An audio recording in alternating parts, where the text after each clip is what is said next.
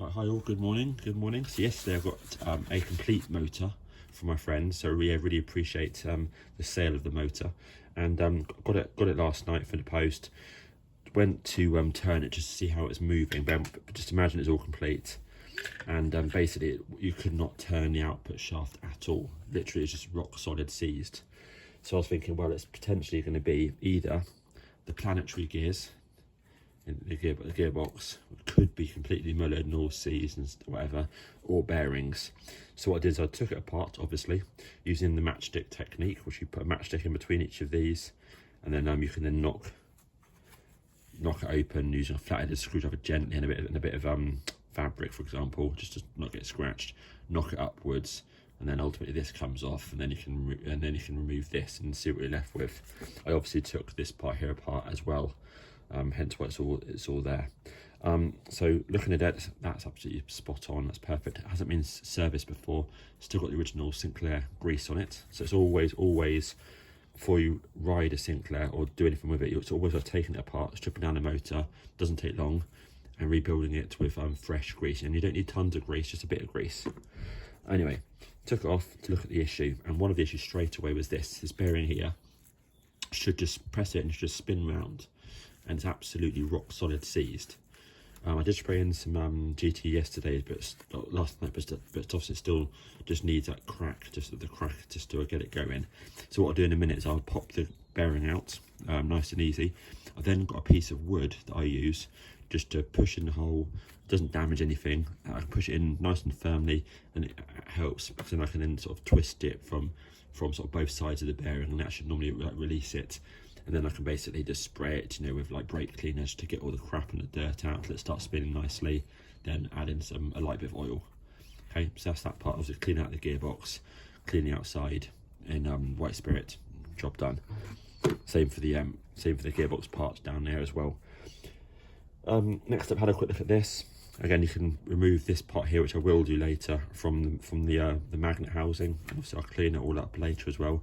But that's the correct sort of later white finger gearbox cradle. The crap one is the one that's brown, but if you had the brown one and you had it in this state, all of these here would realistically be broken off because they're just brittle, hence why Sinclair replaced it really swiftly in, I think it was December or December or January. It's very soon after release they replaced it with this white plastic one. Next up is look at this. So do a little technique there, hook out the brushes very carefully. So you hook out the brushes very carefully, and then you can insert something like a small screwdriver like that, which basically pulls the brush in so you can release it without damaging anything. Now looking at this here, you can also tell from that condition the bearings looks crusty. It spins okay. It spins okay, but it just needs a bit of lubrication. And that one there's got the grease in from the gearbox. So again, I'll clean it out, put a bit more grease in that one there. But that one there's, yeah, it spins, but it's not too good. The bottom one, if I pull it out now, so when you pull this out, you'll have two washers in the bottom. So you have a flat one first, and then the curved one. If you can see it there. So yeah, curved one goes in first, and flat one. Again, I'll take it out and clean it as well. I'll also just clean the brushes, make sure the brushes go in and out. So pull out the screwdrivers, the brush should be nice and springy.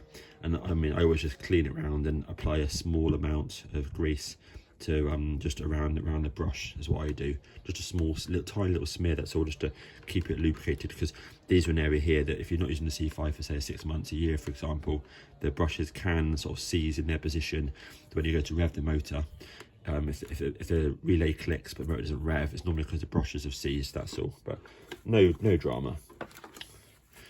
And this part here, okay, and here we go. So this is an issue. If you can see that, it's basically seized, well, partially seized. It's obviously spinning, but that should be, you had to flick that and it should just spin round like a normal bearing. But yeah, that's absolutely solid, fairly solid compared to that side there, which you can get to spin. So yeah, that's fine. So again, I'll lubricate that, clean it all out, reapply a bit of oil in that one there. And again, this one here, again, I go over that lightly with some nice fine sandpaper, just twist like that, get it nice and back to the sort of the bronze colour. And I then also get my little knife blade, just just clean out the crap between each of those quickly. Really swift, like dun like that. Or you can spray it with a toothbrush, whatever you want to do, but either way, make sure you've got no crud in there, that's all. And then just give it a general clean over, reassemble it, and happy days. Right then, yeah, it's part 2. So I will say that this bearing actually took a bit longer than expected to unseize it. It's really nice and silky smooth now though. So what I did is basically pop the bearing out, and I then just use a piece of angled wood, and ultimately you can shove that inside the bearing whilst you obviously grip it, and then ease it backwards and forwards. Now this started to help it, but what I ended up doing actually, because I could feel that it was really rough, is I just put in some penetrating oil, as you see, into a cup, just a little bit in there, and put the bearing in there, and just left it in there for like half an hour whilst I was doing a few other things, and then came out and then just sprayed it with a bit of brake cleaner, and then put the wood in, and again backwards and forwards, and it became absolutely spot on. And I just applied a few drops of normal like cycle oil on the bearing and reinstalled it, and it's lovely and beautiful now. But yeah, that's the sort of technique that you might need if the bearing is very seized. You know, that just helps you get in there and not damage anything, and you can then twist the bearing and stuff. So that's that. Cleaned everything up, as you see here. It's all looking really nice in white spirit. Again, the same for that part there. As you can see, it's like completely mint now. This part here, obviously I've taken it out, I've put it back in again with the curved washer at the bottom, then a flat washer on top. And if you can see in there, I've cleaned the part where the brushes go, just in there with a little bit of light sandpaper, nice and easy. And again, I've cleaned both the bearings out and lightly oiled them as well, again using the same cycle oil.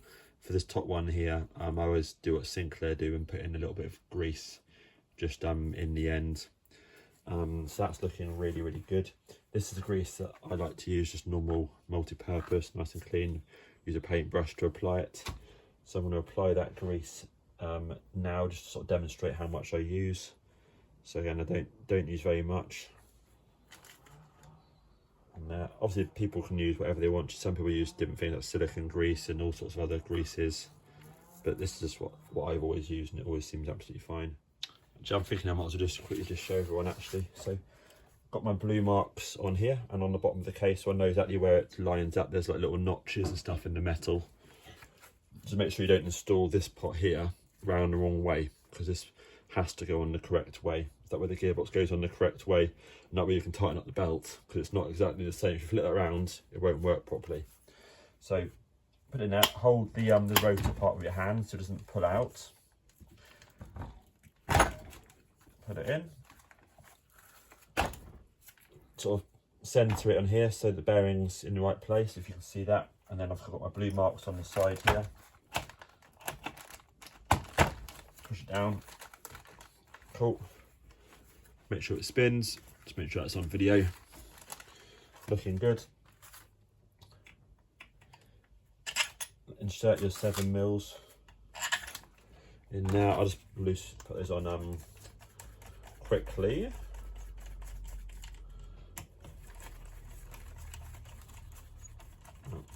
These don't need to be tightened up very tight at all. Fantastic.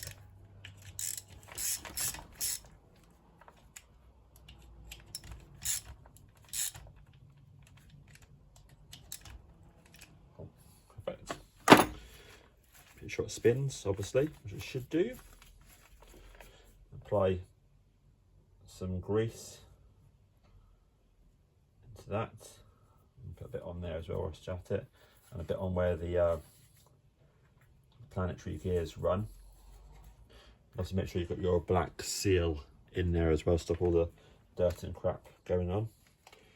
Then you get your assembled gearbox here, push it on firmly, it spins round. Now on this part here is where it sits on the bearing. Just on here it does, so make sure this section here is all lubricated as well. That's where it says it sits there on the actual on the bearing. And put some more grease in there. And then for here, you put some oil on the bearing in there. And you don't need much grease. If you put, I find if you pack it too much with grease, it does seem to make the thing slower. And of course, if you look at that one, how it came out, you know, it didn't apply super tons of grease at factory and stuff. Cool. Now I'm going to put a little bit of grease as well on the bearing, and then we know that's absolutely sweet. Cool. That's it actually. So it's not really much in there.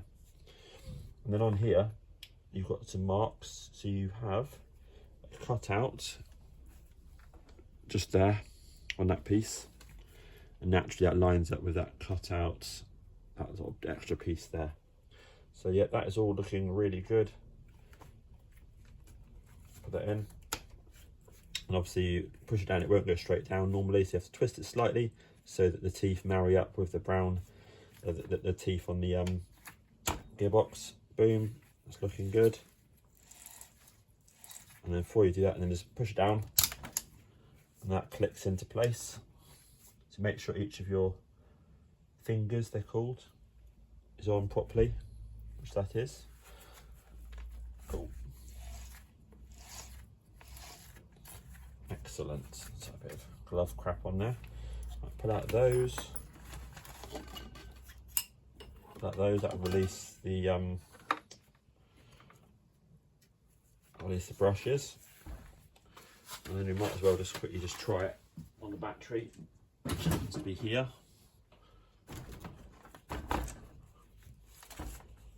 Cool.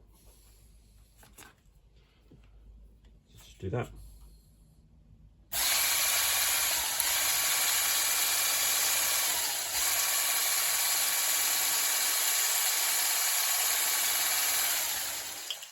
Cool. And that's it.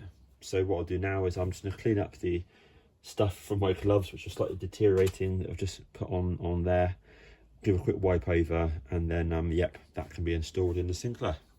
And that is it. Excellent. Chisel.